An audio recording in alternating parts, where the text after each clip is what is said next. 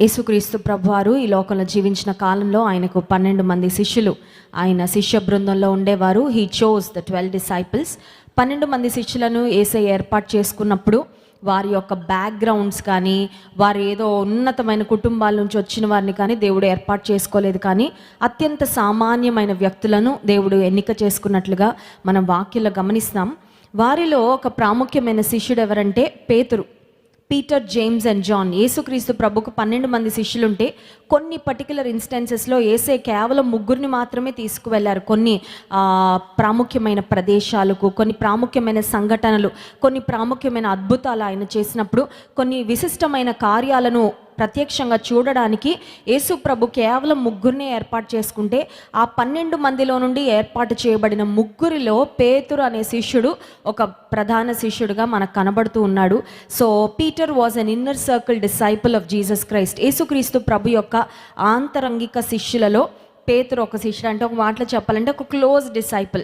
మనకి ఇంతమంది ఫ్రెండ్స్ ఉంటారు, మనం క్లోజ్గా మాట్లాడేది ఇంతమంది ఉంటారేమో, కానీ హృదయం విప్పి మనం చెప్పుకునేది కొంతమందికే ఉంటుంది కదా. కొంతమందినే మనం ట్రస్ట్ చేస్తాము. మన లోన్లీయెస్ట్ టైమ్స్లో, మన డీపెస్ట్ స్ట్రగుల్స్ కొంతమందితోనే చెప్తాము. సో పేతురు కూడా యేసుక్రీస్తు ప్రభు యొక్క ఆంతరంగిక శిష్యుడు. అంటే యేసు ప్రభు బహుగా ప్రేమించిన శిష్యులలో ఒకడు అని చెప్పుకోవచ్చు. ఇంకొక మాట ఏంటంటే యేసయ్యను కూడా బహుగా ప్రేమించిన శిష్యుడు పేతురు. కానీ పేతురు అనగానే మనకి ఖచ్చితంగా ఒక ఇన్సిడెంట్ గుర్తొస్తుంది. అదేంటంటే యేసు ప్రభు పేతురు యేసు ప్రభును గుర్చి ముమ్మారు ఆయన ఎవరో నాకు తెలియదు అని బొంకాడు కదండి. Peter denied Jesus thrice. 3 సార్లు పేతురు బొంకాడు. ఒక మాటలో చెప్పాలంటే పేతురు జీవితంలో ఆధ్యాత్మికంగా పడిపోయిన పరిస్థితి అది ఒకటి. సో విశ్వాస జీవితంలో మనం కూడా ఎప్పుడైనా పడిపోతాము అంటే ఖచ్చితంగా మనం పడిపోతాము. కానీ దేవుడు తిరిగి మనం లేపేవాడు, నిలబెట్టేవాడు, నడిపించేవాడు. సో పేతురు జీవితంలో పడిపోవడానికి ముందు కొన్ని సంఘటనలు జరిగాయి. చూడండి, ఒక వ్యక్తి 100వ అంతస్తులో ఉంటే 100th ఫ్లోర్లో ఉంటే 100th ఫ్లోర్లో ఉండి గ్రౌండ్ ఫ్లోర్లోకి రావడానికి టైం పడుతుంది, అవునా కదా. కనుచూపు మేరలో కోర్స్ అక్కడ నుండి దూకితే కనుచూపు మేరలో కింద పడతారు, అది వేరే విషయం. కానీ మెట్లు దిగినా లేదంటే లిఫ్ట్ ఎక్కినా ఆ పైన ఫ్లోర్, టాప్ ఫ్లోర్ నుండి గ్రౌండ్ ఫ్లోర్కి రావడానికి it will take some time. కొద్దిగా సమయం పడుతుంది, కొన్ని అడుగులు వేయాలి, కొద్దిగా సమయం వెచ్చించాలి, ఆ తర్వాత జరుగుతుంది. ఆధ్యాత్మిక జీవితంలో కూడా కొన్నిసార్లు మనం పడిపోయిన తర్వాత అనుకుంటాం, హౌ డిడ్ దిస్ హ్యాపెన్, అసలు ఎలా జరిగింది, ఎప్పుడు పడిపోయాను, నేను అంతా బాగానే ఉన్నాను కదా, నేను చాలా స్ట్రాంగ్ ఉన్నాను కదా, నేను ఎట్లా పడిపోయాను, ఎప్పుడు పడిపోయాను, అసలు ఇది ఎలా జరిగింది అన్నట్లు కొన్నిసార్లు ఆశ్చర్యం కలుగుతుంది. ఇప్పుడు పేతురు కూడా యేసుక్రీస్తు ప్రభుతోనే ఉన్నాడు. ఉదయం లేచిన దగ్గర నుంచి యేసే ముఖమే చూస్తున్నాడు, యేసే మాటలే వింటున్నాడు, ఆయన అద్భుత కార్యాలు అన్నీ ప్రత్యక్షంగా చూస్తున్నాడు. ఇంత దగ్గరగా యేసేకుండి అసలు 3 సార్లు యేసు ప్రభు ఎవరో తెలియదు అని ఎలా చెప్పాడు? అసలు నోరు ఎలా వచ్చింది పేతురుకు? ఆ మాట ఎలా చెప్పగలిగాడు, ఎలా బొంకగలిగాడు అని మనం ఆలోచన చేస్తే పేతురు జీవితంలో ఇట్ వాజ్ అ ప్రాసెస్. అది వెంటనే జరగలేదండి. పేతురును యేసు ప్రభు నేను మిమ్మల్ని మనుషులను పట్టు జాలులుగా చేస్తానని యేసు ప్రభు శిష్యులను పిలిచినప్పుడు పేతురు కూడా అలాగే యేసు ప్రభు యొక్క పిలుపుకు స్పందించి వచ్చాడు. రాగానే ఇది జరగలేదు. కానీ దేవునితో నడుస్తూ ఉండగా, ఆధ్యాత్మికంగా ఎదుగుతూ ఉండగా ఎక్కడో కొన్ని అడుగులు వేశాడు. ఒక డౌన్ఫాల్ అనేది ఒక గ్రాడ్యువల్ ప్రాసెస్ లాగా జరిగింది. ఆ మెట్లు పైనుండి కిందకి దిగడం అనేది ఒక్కొక్క మెట్టు దిగినట్లు పేతురు జీవితంలో కూడా ఒక్కొక్క మెట్టు దిగాడు. చాలా విషయాలు ఉన్నాయి. కానీ ఉదయకాల సమయంలో పేతురు జీవితంలో 3 బలహీనతలు, లేకపోతే ఆధ్యాత్మికంగా తాను తప్పటడుగులు వేయడానికి 3 ప్రాముఖ్యమైన కారణాలు ఈ ఉదయకాల సమయంలో మనం ధ్యానం చేసుకుందాం. మొట్టమొదటిగా మత్తయి సువార్త 14వ అధ్యాయము 26వ వచనంలో ఒక ప్రాముఖ్యమైన సంఘటన మనం గమనిస్తాం. చూడండి, మత్తయి సువార్త 14వ అధ్యాయము 26వ వచనం. ఆయన సముద్రము మీద నడుచుట శిష్యులు చూచి తొందరపడి భూతమని చెప్పుకొని భయము చేత కేకలు వేసిరి. వెంటనే యేసు ధైర్యం తెచ్చుకొనుడి, నేనే, భయపడకుడని వారితో చెప్పగా, పేతురు, ప్రభువా నీవే అయితే నీళ్ల మీద నడిచి నీ యొద్దకు వచ్చుటకు నాకు సెలవిమ్మని ఆయనతో అనెను. ఇది ఎక్కడ జరిగిందంటే గలిలయ సముద్రంలో జరిగింది. The sea of Galilee. గలిలయ సముద్రం అనేది ఇప్పటికి కూడా ఇజ్రాయెల్ దేశంలో మనకు కనిపించే వాటర్ బాడీ. ఖచ్చితంగా ఇప్పటికి కూడా గలిలయ సముద్రం మీరు వరల్డ్ మ్యాప్లో చూసినా, లేకపోతే ఇజ్రాయెల్ పటాన్ని జాగ్రత్తగా గమనించిన, ఇజ్రాయెల్ దేశానికి ఆ ప్రాంతానికి వెళ్ళి ఆ ప్రాంతాలన్నింటినీ పరిశీలించిన గలిలయ సముద్రం మనకు కనబడుతుంది. యేసు ప్రభు తన శిష్యులకు చెప్పారంట, నాకంటే ముందు మీరు దోణిలో ప్రయాణం చేసి అద్దరికి వెళ్ళండి అని వారిని పంపించారు. పంపించిన తర్వాత అప్పటి వరకు ఎప్పుడు జరగని విధంగా యేసయ్య నీటి మీద నడుచుకుంటూ వస్తున్నారు. అర్ధరాత్రి సమయం అనగానే మానసికంగా చాలా డౌన్గా ఉంటారంట మనుషులు, అవునా కదా. పగటిపూట ఒకళ్ళు భూతం డ్రెస్ వేసుకొని వచ్చినా మనకి భయం ఏది, కానీ రాత్రిపూట కొంచెం తేడాగా వచ్చారనుకోండి మనకి ఏమనిపిస్తుంది, అమ్మో అని భయం వేస్తుంది. కొంతమందికి ఈ హాలోవీన్ అని ఒక పండుగ ఆచరించడం పాశ్చాత్య దేశాల్లో చాలా ఫేమస్ అయిపోయింది. ఇంకొక మాటలు చెప్పాలంటే ఫ్యాషన్ అయిపోయింది. ఈ హాలోవీన్ అనే ఫెస్టివల్ ఏంటంటే ఇంట్లో అంత దయ్యాల బొమ్మలు పెట్టేస్తారనమాట. దయ్యాల బొమ్మలు, భూతాల బొమ్మలు, ఆ తర్వాత భయంకరమైన ఎముకలు, చూడండి, చూడగానే భయాన్ని మన హృదయంలో నుంచి బాగా భయం వచ్చేటట్లుగా ఇల్లంతా డెకరేట్ చేసి మళ్ళీ ఇంటికి వచ్చిన వాళ్ళందరినీ హ్యాపీ హ్యాలోవీన్ అంటారు. ఏమంటారు? Happy Halloween. పిల్లలకు కూడా ఆ హ్యాలోవీన్ కాస్ట్యూమ్స్ అమ్ముతారనమాట. అమెరికా దేశంలో హ్యాలోవీన్ అనే ఆ ఫెస్టివల్ జరుపుతూ ఉంటారు, ఆ పండగ. సో ఆ ఫెస్టివల్ ఒక మాటలో చెప్పాలంటే దయ్యాన్ని సెలబ్రేట్ చేసే ఫెస్టివల్ అనమాట. సింపుల్గా చెప్పాలంటే యేసుక్రీస్తు ప్రభువారి యొక్క పుట్టుకను మనం ఎలా క్రిస్మస్ రోజున సెలబ్రేట్ చేస్తామో దయ్యాల్ని కూడా సెలబ్రేట్ చేయడానికి అపవాది ఒక ఫెస్టివలే ఏకంగా క్రియేట్ చేసేసాడు. నాకు తెలిసి నేడో రేపో భారతదేశానికి కూడా వచ్చేస్తుంది. ఎందుకంటే వేరే దేశాల నుండి అన్నీ మనం ఇంపోర్ట్ చేసుకుంటున్నట్లు అన్నీ మనం అడాప్ట్ చేసుకుంటాం కదా. సో భవిష్యత్తులో రానున్న దినాల్లో కూడా భారతదేశంలో కూడా వచ్చేస్తుంది అది. సో అమెరికా దేశంలో ఫ్యాషన్ ఏంటంటే పిల్లల్ని కూడా హ్యాలోవీన్ లాగా, అంటే దయ్యాల్లాగా డ్రెస్అప్ చేస్తారు. వాళ్ళకి ఇలాగా కూరలు పెడతారు, ఆ రక్తాలుగా ఆడుతున్నట్టు రెడ్గా స్కెచ్ పెన్తో గీతలు గీసేస్తారు. ఈ పిల్లలు ఒక్కొక్క ఇంటికి వెళ్ళి డోర్ కొట్టాలన్నమాట. డోర్ కొడితే ఆ ఇంట్లో వాళ్ళకి కొంచెం గుండె వీక్గా ఉందనుకోండి, వాళ్ళకి ఏమొస్తుంది, హార్ట్ అటాక్ వస్తుంది, అంతే కదా. సో వీళ్ళు ఇంటికి వెళ్ళి భయపెట్టాలన్నమాట. ఆ ఇంటికి ఎవరి ఇంటికైతే వెళ్తారో వాళ్ళు వీళ్ళకి క్యాండీస్ ఇవ్వాలి, చాక్లెట్లు ఇవ్వాలి. సో వాళ్ళు చిన్న చిన్న బాస్కెట్స్ పట్టుకొని వెళ్తారు. ఎవరి ఇంటికి వెళ్ళి హ్యాపీ హ్యాలోవీన్ అని చెప్పి ఈ హ్యాలోవీన్ కాస్ట్యూమ్లో వాళ్ళని విష్ చేస్తారో వాళ్ళు వీళ్ళకి క్యాండీస్ ఇస్తే ఒక బాస్కెట్ నిండా చాక్లెట్లు మోసుకొని ఇంటికి వస్తారు. మళ్ళీ చాక్లెట్లు మోసుకొని వచ్చాక పిల్లల పరిస్థితి మనకు తెలుసు కదా, పళ్ళు పుచ్చిపోవడం స్టార్ట్ అవుతాయి కదా. పిల్లలకి చాక్లెట్లు అంటే వాళ్ళు మానరు. ఆ తర్వాత డెంటిస్ట్ చుట్టూ తిరుగుతూ ఉండాలి, ఇది మనకు తెలిసిన విషయమే. సరే, రాత్రి కాలంలో దయ్యము భూతం అనగానే ఏదైనా సౌండ్ వినపడగానే కూడా మనకు ఒక భయం వచ్చేస్తుంది, అమ్మో ఎవరైనా దయ్యం వచ్చి తలుపు తడుతుందేమో, లేకపోతే ఒక భూతం వచ్చేసిందేమో అని. యేసుక్రీస్తు ప్రభు అర్ధరాత్రి సమయంలో లైక్ నెవర్ బిఫోర్, అంతకుముందు ఎప్పుడు కూడా ఆయన నీటి మీద నడవలేదు. అందరిలాగా మామూలుగా నేల మీద నడిచేవారు. అయితే నీటి మీద నడుచుకుంటూ వస్తుండగానే శిష్యుల మనసులో ఏముంది, భయం ఉంది. వెంటనే యేసయ్యని చూడగానే గుర్తుపట్టట్లేదంట. యేసయ్యని చూడగానే గుర్తుపట్టకుండా వాళ్ళు ఏమంటున్నారంటే భూతమని చెప్పుకొని భయము చేత కేకలు వేసారు. ఇప్పుడు ప్రశ్న ఏంటంటే, నీటి మీద యేసయ్య నడిచారు కానీ యేసయ్య రూపం ఏమన్నా మారిందా?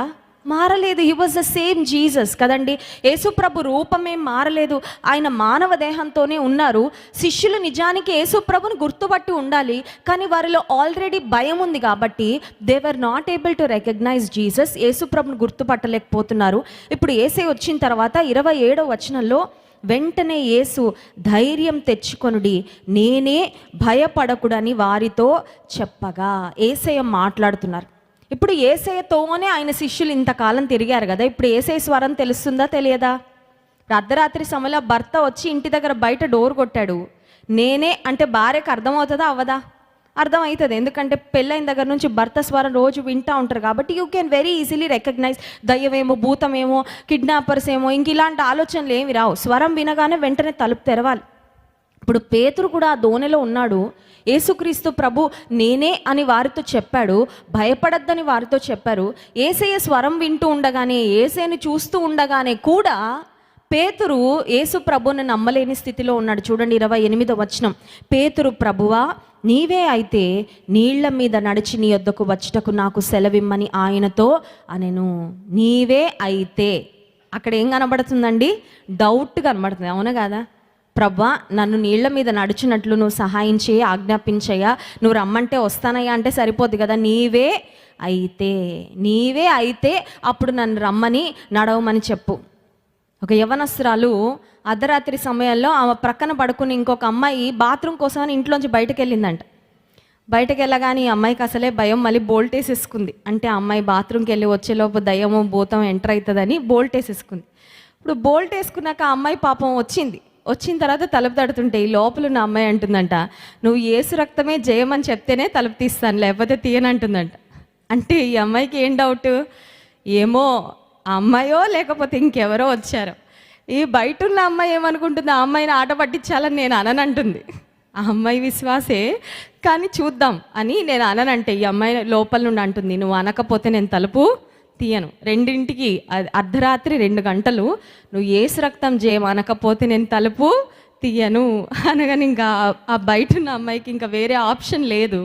యేసు రక్తం జయం చెప్పాక ఈ అమ్మాయి తలుపు తీసి కొంచెం కరింకరించి ఆ అమ్మాయిని ఇంటిలోకి నడిపించి. ఎందుకు ఈ మాట చెప్తున్నానంటే, కొన్నిసార్లు మన హృదయంలో భయం ఉన్నప్పుడు ప్రతి చిన్న పరిస్థితి కూడా మనల్ని భయపెట్టేస్తూ ఉంటుందండి. శిష్యుల హృదయాలలో భయం ఉంది, పేతురు హృదయంలో భయంతో పాటు ఏముందంటే సందేహము ఉంది. సందేహిస్తూ దేవుని అడిగితే ఏం పొందలేమంట. సందేహిస్తూ దేవుని అడిగితే ఏమీ పొందలేము. ఉపవాస ప్రార్థనకు వచ్చి నేను అడుగుతున్నానండి కానీ పొందట్లేదు. చాలామంది చెప్పే కంప్లైంట్ ఇది. వారు పొందుకుంటారు, వీరు పొందుకుంటారు, నేను పొందుకోవట్లేదు. ఎందుకు? దేవుడు అంటాడు, నీలో సందేహము ఉంది, డౌట్. నీలో ఉన్న సందేహం వలనే అద్భుతం నీకు దూరం జరిగిపోతుంది. ఎందుకంటే నీలో విశ్వాసం లేదు, సందేహము ఉంది. సో పేతురు జీవితంలో యేసు ప్రభు ఎవరో తెలియదని ఎందుకు చెప్పాడో తెలుసా? ఎదురుగా యేసే కనబడుతుంటే కూడా గుర్తుపట్టలేకపోతున్నాడు. ఎందుకు? భయం వలన. ఎదురుగా యేసు ప్రభు ఉన్న, ఆయన స్వరం వినపడుతున్న ఒక రకమైన సందేహం. నీవే అయితే నన్ను కూడా నీటి మీద నడిచినట్లు నువ్వు చెప్పయ్యా. అంటే నడవాలి అనే ఎంతూజియాజం ఉంది, కానీ నమ్మడానికి మాత్రం విశ్వాసము లేదు. కొన్నిసార్లు మనం అనుకుంటాం, దేవా నీ కొరకు అది చేసేయాలి, ఇది చేసేయాలంటే యేసే అంటాడు, ముందు నీకు నమ్మకం ఉందా? నేను చేయగలను, అన్నీ చేయగలను నీ పక్షంగా, కానీ నువ్వు నమ్మగలవా? నమ్ముట నీ వలనైతే నమ్మువానికి సమస్తము సాధ్యం. హల్లెలూయా. సో పేతురు జీవితంలో పతనం అయిపోవడానికి మొట్టమొదటి కారణము అతనిలోకి వచ్చిన సందేహం. చాలాసార్లు మనం అనుకుంటాం, సందేహం అనగానే తోమా అనుకుంటాం కదా, డౌటింగ్ థామస్ అనుకుంటాం. నేను పోయిన నెలలో చెన్నై ప్రాంతానికి ఒక విమెన్స్ మీటింగ్లో వాక్యం చెప్పడానికి వెళ్ళిన సమయంలో ఆ మీటింగ్ ప్రాంతానికి వెళ్తున్నప్పుడు ఆ ప్రక్కనే సెయింట్ థామస్ చర్చ్ కెథీడ్రల్ ఉందండి. తోమా భక్తుని చంపేసిన ఆ ప్రాంతం అక్కడ కనబడింది. అక్కడ బ్రదర్స్ చెప్పారు, ఇక్కడేనక్క ఆ దైవజనుడైన తోమాను చంపేశారు, హతసాక్షికి ఇక్కడే, ఆయన రక్తం ఇక్కడే ఒలికించబడింది. ఆ ప్రాంతం దగ్గరికి వెళ్ళినప్పుడు నా హృదయం చాలా కదిలించబడిందండి. ప్రభా, నిన్ను ప్రేమించిన శిష్యుడు, నీతో నడిచిన శిష్యుడు మా భారతదేశానికి వచ్చి మా భారత గడ్డ మీద తన రక్తాన్ని ఒలికించాడా? అందుకే కదా ఈరోజు భారతదేశానికి రక్షణ వచ్చింది, మాకు రక్షణ వచ్చిందని దేవుని స్తుతించాను. హల్లెలూయా. చాలాసార్లు మనం అనుకుంటాం, అనుమానం సందేహం అనగానే తోమా అనుకుంటాం, కానీ పేతురులో కూడా సందేహము అక్కడ స్టార్ట్ అయిందండి. సందేహము ఆ తర్వాత 2వ మెట్టు చూడండి, మార్కు సువార్త 14వ అధ్యాయము 27వ వచనం. యేసుక్రీస్తు ప్రభువారు తన శిష్యులతో ఆయన చేస్తున్న ఒక కాన్వర్జేషన్, ఒక సంభాషణ ఈ ప్రాంతంలో మనం గమనిస్తాం. 27వ వచనం, అప్పుడు యేసు వారిని చూచి, మీరందరూ అభ్యంతర పడెదరు, గొర్రెల కాపరిని కొట్టుదును, గొర్రెలు చెదరిపోనని వ్రాయబడి ఉన్నది కదా. యేసే వాళ్ళతో చెప్తున్న మాట ఏంటో తెలుసా? మీ అందరూ నన్ను గూర్చి అభ్యంతర పడతారు. ఇప్పుడు బాగానే తిరుగుతున్నారు నాతో, ఇప్పుడు బాగానే ధైర్యంగా ఉన్నారు, ఇప్పుడు చాలా సంతోషంగా ఉన్నారు, నా శిష్యులను చెప్పుకోవడానికి చాలా గర్వంగా ఫీల్ అవుతున్నారు, నేను చేస్తున్న అద్భుత కార్యాలన్నీ కల్లారా చూడడానికి మీరు చాలా ఆనందిస్తున్నారు. కానీ ఒక రోజు వస్తుంది, ఒక సమయం వస్తుంది, మీరందరూ నన్ను గూర్చి అభ్యంతర పడతారు. యేసుప్రభు ఒక మాట చెప్పారంటే అల్టిమేట్ స్టేట్మెంట్, అవునా కదా? యేసే పలానాది జరుగుతుంది అంటే ఆయన వాక్కులో ఎంత శక్తి ఉందండి. లాజరు లెమ్ము బయటకు రానగానే లేసి వచ్చాడు. చనిపోయిన శవాన్ని బ్రతికించిన, కుళ్ళిపోయిన శవాన్ని బ్రతికించిన యేసయ్య వాక్కు, యేసయ్య మాట చెప్తున్నాడు, మీరు ఒకరోజు నన్ను గూర్చి మీరందరూ అభ్యంతర పడతారు అనగానే పేతురు యేసయ్య మాటకు అడ్డు వెళ్ళిపోతున్నాడండి. చాలాసార్లు మనం యేసయ్య చెప్తున్నప్పుడు ఆయన మాటకు ఎదురు వెళ్ళిపోయి, నువ్వు చెప్పింది కాదయ్యా ఇదయ్యా అని చెప్తా ఉంటాం కొన్నిసార్లు. పేతురు ఎగ్జాక్ట్గా అదే చేశాడండి. పేతురు ఏం మాట్లాడుతున్నాడంటే 29వ వచనంలో, అందుకు పేతురు, అందరూ అభ్యంతర పడినను నేను అభ్యంతర పడనని ఆయనతో. అంటే ఇప్పుడు పేతురు ఏమంటున్నాడు? యేసయ్య నువ్వు చెప్పింది కరెక్ట్ కాదు, అంతేనా? ఇండైరెక్ట్గా దట్స్ వాట్ ఇట్ మీన్స్, అంతే కదండి. యేసయ్య మీరందరూ నన్ను గూర్చి అభ్యంతర పడతారని చెప్పారు, శిష్యులందరినీ గూర్చి ఇన్ జనరల్. ఇప్పుడు భవిష్యత్తు జ్ఞానం ఎరిగిన దేవుడు పేతురు గతం తెలుసు, పేతురు వర్తమానం తెలుసు, పేతురు భవిష్యత్తు దేవునికి తెలుసు, పేతురు ముమ్మారు ఎలా బొంకుతాడో కూడా యేసేకి తెలుసు. అందుకే అన్నాడు, ఇన్ జనరల్ మీరు అందరు కూడా నన్ను గురించి అభ్యంతర పడతారంటే, ఇప్పుడు పేతురు యేసే మాటకు ఎదురొచ్చి యేసే మాటకు అడ్డం చెప్తా, he's contradicting and he's having a conflict there with Jesus. యేసు ప్రభుతోనే ఎదురుగా నిలబడి ఒక పోటీ పడుతున్నాడండి. అవునా కాదా? అయ్యా నువ్వు చెప్పింది కాదయ్యా, నువ్వు అనుకుంటున్నావేమో అట్లా అని. మేము అట్లా కాదు. పేతురులో ఇక్కడ రెండవదిగా మనకు కనిపించేది ఏంటంటే గర్వము. Peter was boasting about his spiritual stand. కొన్నిసార్లు మనం కూడా మన ఆలోచనలో ఈ విధానం ఉంటుంది. అదేంటో తెలుసా? వాళ్ళు పడిపోయారు కానీ నేను మాత్రం పడిపోనండి. ఎప్పుడైనా అనిపించిందండి? ఎవరైనా జీవితంలో తప్పిపోయారని తెలిసినప్పుడు, ఎవరైనా జీవితంలో పొరపాటు చేశారని తెలిసినప్పుడు, ఎవరైనా జీవితంలో ఒక హీన స్థితికి వెళ్ళిపోయారు, ఆత్మీయంగా దిగజారిపోయారు, దేవుణ్ణి గణపరచలేకపోయారు, దేవుని కొరకు నిలబడలేకపోయారు అని తెలిసినప్పుడు కొంతమంది మాట్లాడుకుంటారు. ఏం మాట్లాడుకుంటారు తెలుసా? వాళ్ళు పడిపోయారు కానండి, మనమైతే పడిపోం కదా. వాళ్ళు అలా దిగజారిపోయారు కానీ మనం దిగజారం కదా. చిచ్చి, అలాంటి సంఘటనలు మా ఇంట్లో ఎప్పుడు జరగవండి. ఇలా మాట్లాడుకుంటారండి. సమాజంలో ఉన్న ఒక చెడ్డ పోకడ ఏంటంటే, ఇతరులలో ఉన్న మంచిని గురించి మాట్లాడడం కానీ ఇతరులలో ఉన్న చెడ్డును గురించి 10 మంది దగ్గరికి వెళ్ళి చెప్తాం. అదే ఈ నోటిని దుర్నీతి కొరకు వాడడం అంటే అదే అండి. మీ శరీర అవయవములను నీతికి సాధనములుగా వాడండి అని దేవుడు చెప్తే, ఈ నోటిని ఎంత వాడతామో 10 మందికి చెప్పడానికి, ఒకరి గూర్చి చెడుగా 10 మందికి చెప్పడానికి ఎంత ఈగర్నెస్, పరుగులు పెడతా ఉంటాయి కొంతమంది నోర్లు, కొంతమంది పాదాలు. ఇతరులను చెడు చేయాలని నువ్వు ప్రయాస పడుతుంటే అది నీకే తిరిగి వస్తుంది. గమనించు సహోదరి. ఇతరులను గురించి చెడ్డగా నువ్వు పొట్రే చేస్తున్నావేమో ప్రపంచం అంతటి ముందు, వీళ్ళు చాలా బ్యాడ్ అండి, వీళ్ళ మనస్తత్వం ఇలాంటిదండి, వీళ్ళు ఇలాంటి ప్రవర్తన కలిగిన వారండి అని ఇతరులను హైలైట్ చేయాలని చూస్తున్నావు కదా. నువ్వేది ఇతరులకు కీడు తలపెడుతున్నావు అదే నీ మీదకి వస్తుంది ఒకరోజు. ఎందుకంటే నీవు విత్తిన విత్తనాన్ని ఒకరోజు ఖచ్చితంగా పంటగా కోస్తావు. పేతురు యేసు ప్రభు మాటకు ఎదురొచ్చాడండి. పేతురు అంటున్నాడు, అందరూ అభ్యంతర పడినా అయ్యా ఇదిగో నేనున్నాను కదా పెద్ద హీరోని అన్నట్టు చెప్పుకుంటున్నాడు. ఒక మాట చెప్పనివ్వండి, విశ్వాసమునకు కర్త దాన్ని కొనసాగించు యేసయ్య నిలబెడితే తప్ప విశ్వాసంలో మన స్వంతగా నిలబడడం ఎవరి తరము కూడా కాదు. ఆమేన్. చాలాసార్లు మనం I'm so strong in faith. No, దేవుడిని నిలబెడుతున్నాడు కాబట్టి నిలబడుతున్నావు అంతే. దేవుడు నిన్ను వాడుకుంటున్నాడు కాబట్టి నువ్వు వాడబడుతున్నావు అంతే. దేవుడు నిన్ను ఎత్తి పడుతున్నాడు కాబట్టి లోక మాలిన్యం నీకు అంటట్లేదు అంతే. ఒక్క క్షణం దేవుడు అట్లా విడిచిపెడితే ఏమైపోతుందో జీవితం. చిన్నతనంలో I think 2nd standard 3rd class చదువుతున్నానండి నేను మా అక్క మా మేనత్త వాళ్ళ ఇంటికి మా డాడీ మా చర్చిలో ఒక అంకుల్ని ఇచ్చి పంపించారు సెలవులకి నన్ను మా అక్కని తీసుకెళ్ళమని. ట్రైన్ ఎక్కాము. చెన్నై నుంచి ఆ ట్రైన్ వెళ్తూ ఉంది. సో చెన్నైలో అప్పట్లో సినీ ఇండస్ట్రీ అంటే మొత్తం చెన్నైయే. టాలీవుడ్లు ఇవన్నీ కాలీవుడ్లు ఇవన్నీ డెవలప్ అవ్వకముందు మొత్తం చెన్నైలోనే ఉండేది అంత సినిమా ఇండస్ట్రీ. సరే ట్రైన్లో కూర్చున్నాము. నేను చిన్నప్పుడు చాలా తుంటరిగా ఉండేదాన్ని, చాలా పొగరబోతుగా ఉండేదాన్ని, చాలా క్యూట్గా ఉండేదాన్ని, చాలా తెలివిగా ఉండేదాన్ని. అందుకని పొగరు అన్నమాట. క్లాస్లో ఫస్ట్ నాకే, అందరూ నా దగ్గరకు వచ్చేవాళ్ళు, ఇవన్నీ చూసుకొని చాలా పొగరు అన్నమాట. సరే ట్రైన్లో కూర్చొని ఊరికే నేను మా అక్క ఏదో మాట్లాడుకుంటున్నాం ఆడుకుంటున్నాం. ఇంతలోపల మా ఎదురుగా బెర్త్లో ఒక అంకుల్ కూర్చొని అంటున్నాడు. కాసేపు చూశాక నా పక్కన ఉన్న మా అంకుల్ని అడిగాడు, ఈ అమ్మాయిని సినిమాలోకి పంపిస్తారా అని అడిగాడు. 2nd 3rd క్లాస్ అండి అప్పుడు అంతే. ఈ అమ్మాయి సినిమాకి పంపిస్తారా అని అడిగాడు. మా అంకుల్ చెప్పారు, వీళ్ళ నాన్న కర్ర తీసుకొని మిమ్మల్ని నన్ను కొడతాడండి, ఇది తెలిసిందంటే వీళ్ళ నాన్నగారు పాస్టర్ గారు, మామూలు డిసిప్లిన్ కాదు, అలాంటి పిచ్చి పిచ్చి వాటికి పంపించమండి అని చెప్పారు.